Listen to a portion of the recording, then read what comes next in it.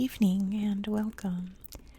Tonight we will be going over the history and geography of Awdal in Somalia.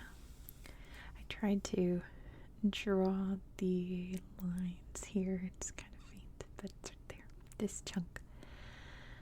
But before we talk about this region, we need to talk about this region here. So you can see it's labeled Somaliland. So depending on who you're talking to or where you are, this region is either in Somalia or Somaliland. The difference being that Somaliland declared independence from Somalia a couple of decades ago, I think in the 1990s. But I don't know any country that officially recognizes it. There might be 2 or 3 somewhere, I'm not sure, but it's not recognized as an independent country, but it functions as an independent country. The capital is just a hop, skip, and a jump away here in Hargeisa, and they have all of their own government goings on that are separate from the rest of Somalia. You can see over here, which has overall really benefited this region because Somalia has been going through it. And Somaliland really has not nearly at the same extent, Sorry for the airplane. I'm filming a little earlier than usual, so the airplanes are flying kind of low. Like all of the things, the negative things that you'd associate with Somalia really does not happen in Somaliland. It's considered a much safer place to visit. Again, airplane is swooping down. I don't know why. Just ignore that. But we are shoved in the very corner of Somaliland. Here you can see that it borders Djibouti and Ethiopia, which is very, very important to its history. It also has a coastline here on the Gulf of Aden, which is technically part of the Indian Ocean. It's the connecting body of water between the Indian Ocean and the Red Sea. It's a very important little corner of the world. However, this area is not very populated. It's pretty sparse.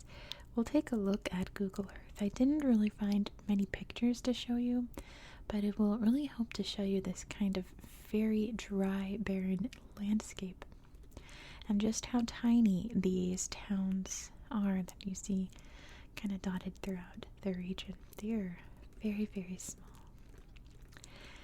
And yes, the area is very dry, very rocky, quite desolate, and that is because we are in the Great African Rift, which is another geography fact that I state anytime that we're in certain zones of the world that I feel like not enough people know about. So you've probably heard me describe it before, if you've heard me talk about like Afar or parts of Djibouti.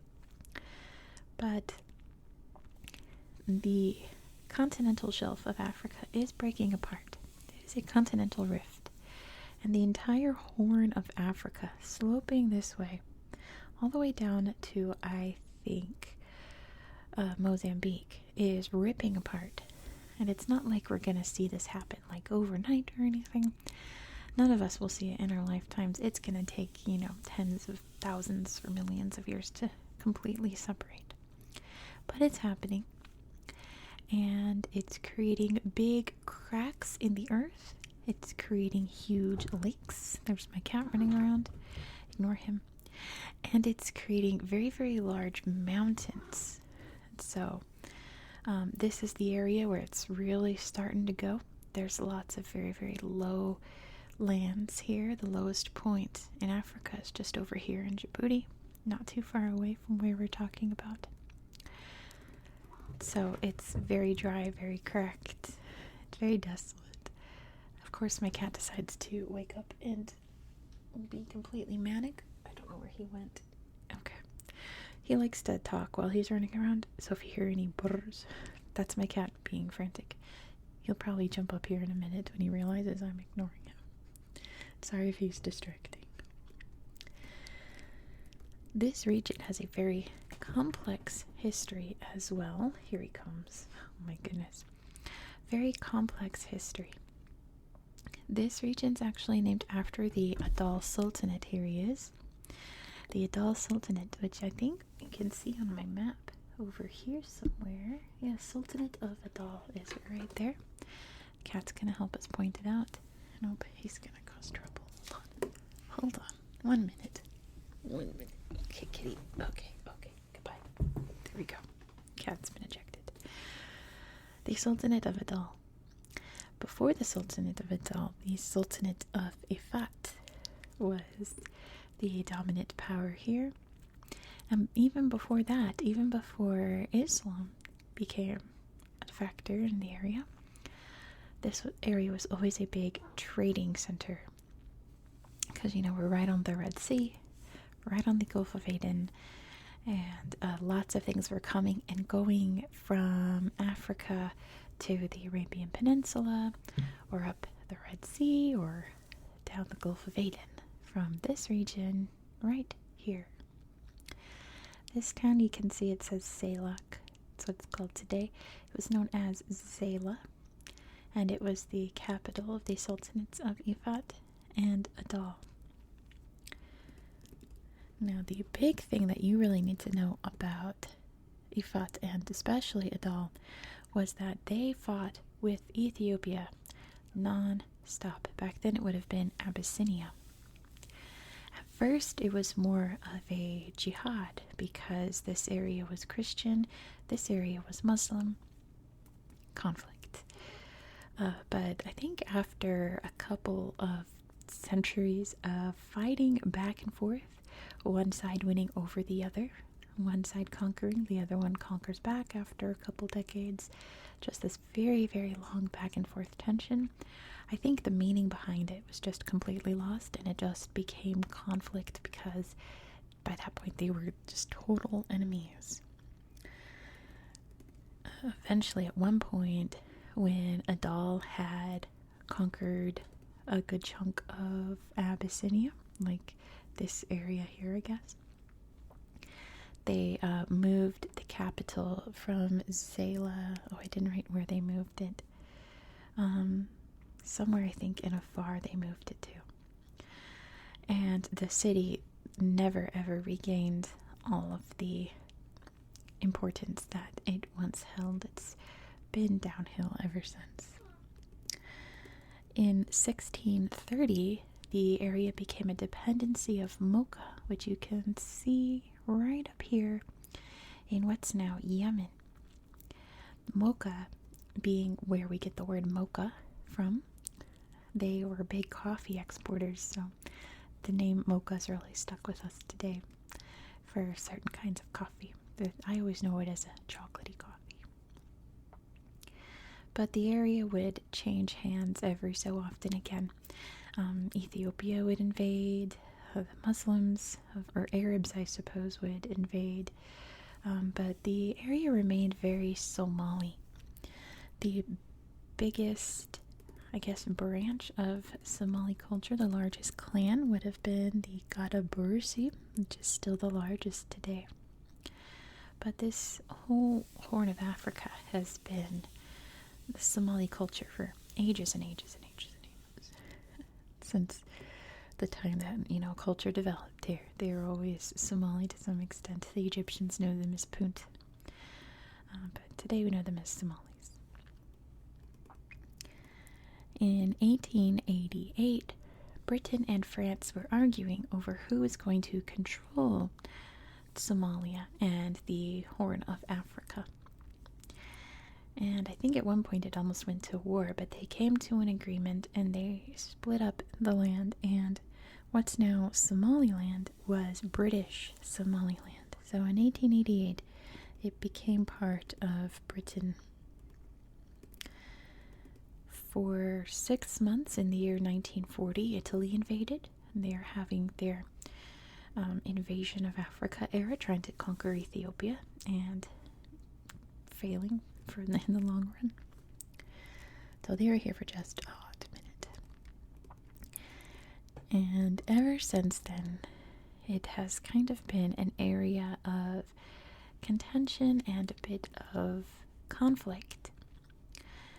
Contention in that once Somalia declared independence, violence would break out mainly from the Ethiopian side. Not that I'm blaming Ethiopia. It's. I do not have a horse in this race. I don't have any opinions. And then when Somaliland became independent in, I wrote it down, 1991, there was also a bit of tension and conflict. The Awdal War was, what year? I'm sure I wrote it down. The 1970s. I just wrote a different war between Ethiopia and Somalia. And the whole region, which is it's still pretty contentious in the Awdal. Hey, kitty. There was quite a bit of violence in the region.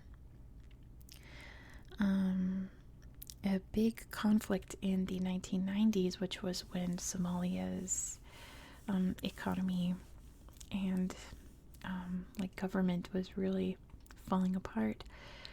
There was a lot of violence here, and pretty much anything that remained of the old Sultanate of Awdal was destroyed.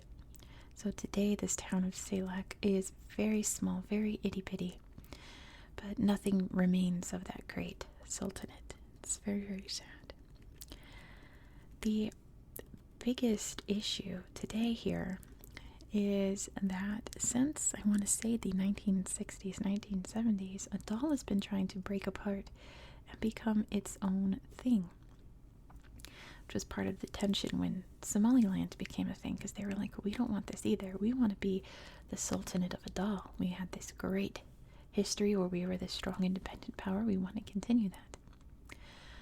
The last time they set out to make a big statement about how this region is going to declare independence was in 2023. They announced that they plan to leave Somaliland, and I'm pretty sure they want to rejoin Somalia. And there was another region of Somaliland that recently did the same. So it's a bit iffy about what's going to happen in this region. I think they first declared that they were going to leave Somaliland in 2010. So we don't know if there's any power behind that. Again, not very many people live here. So I wonder how popular of a statement it is, if it's a majority or if it's just a very loud minority that's making these declarations. I do not know. I couldn't really find a lot about what public consensus is here because there's not a lot of public, I think it's mostly just people minding their own business and just living their lives, and herding cattle and fishing. I forgot to mention the islands off of here. There's a beautiful coral reef area over here, and they have some little tiny islands that are named after the early sultans of Awdal. I forgot to mention that in geography. There's no pictures there on Google Earth, unfortunately. But let's head over there and we'll see what we can find over on Google Earth. So here is Awdal. Let's start by zooming out so you can see exactly where we are in the world. Did I lose my pencil again? No, but I found a mechanical pencil. Nope, it's my pencil. All right. Let's zoom out. So here is the Horn of Africa.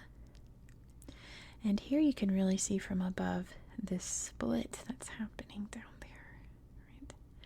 And creating the Great Lakes region you can see over here. And you can see the very dry landscape being created by the big crack in the continent that's happening deep below underground. So first of all, I didn't notice a slideshow before. This is a very beautiful picture, isn't it? Let's see what pictures we have. We have some rivers, waterfalls, some look like pelicans out there on the water, a dam. I guess this is on the coastal areas. Looks like a floody rain happening here. More inland. Let's see. Yeah, it looks like it's kind of mangrovey by the coast, doesn't it? out at the island area, I assume. But as you can see, this is not like a lush, green, beautiful landscape, right? This is a dry, beautiful landscape. Like I said, I don't really have very many pictures for you. Here are the islands. The Sa'adin Islands, with beautiful coral around them, and I suppose mangroves based on the pictures that we saw. Looks like some things are happening on this island. Oh, a campsite. I didn't see that before. And there's pictures. Yeah, this looks like where all the mangroves are. There's a picture. Yeah, from what I read, there's a nice marshy spot there. Pretty much if anyone's visiting this region, they're here for the islands. They're here for aquatic adventures. They're not traveling around, you know. So here is Salak. This is Sela originally. And you can see this is not a huge bustling metropolis, right? This is a town. It's not very big. It's not very small either. And understandably, what once was is very long gone, isn't it? You can still see there's mosques and things, of course. There's a school over here. That's kind of cool. But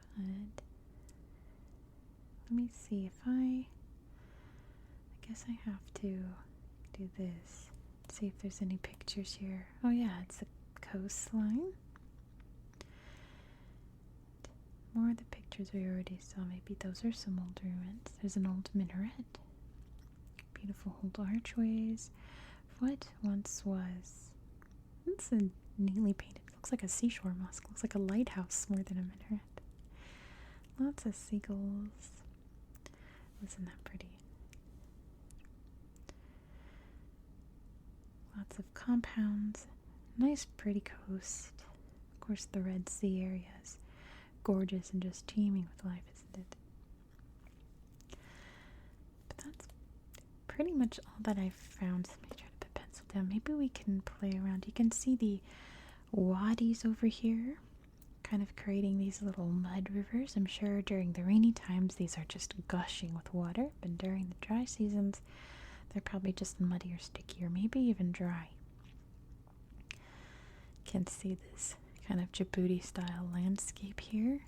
The earth just being ripped apart from deep below the surface, creating these amazing rocks. Let's see. Maybe one of these little settlements will have something. I highly doubt it. It's not like people are coming here and taking pictures, but you can really see the shape of the homes here. Kind of indicative of this kind of Central Eastern African culture, like the Horn of Africa culture, where people live more in compounds, I suppose you'd call them. Like the whole family would live in like one of these. You can see a bunch of houses there. And they would all live together. That's usually how family units work in this part of the world, and I think that's very neat. I meant to see if there are any pictures there. Surprise, there isn't. Surprise. This isn't true of all of Somaliland, I would say. This is just kind of this corner. This is a really busy looking place. Oh, we're thriving here. Sparama, I think this is the capital. But let's see if maybe just the name of the city will give us a slideshow. So you can see lots of schools popping up. Hospitals, it's very good. University. What's this? We don't know. So I feel like I've tried to like comb this area for any other pictures. Oh yeah, Burma's the largest city. Nice big hospital, big mosque by the looks of it, and the little compound areas I was telling you about. Oh, look at all the camels.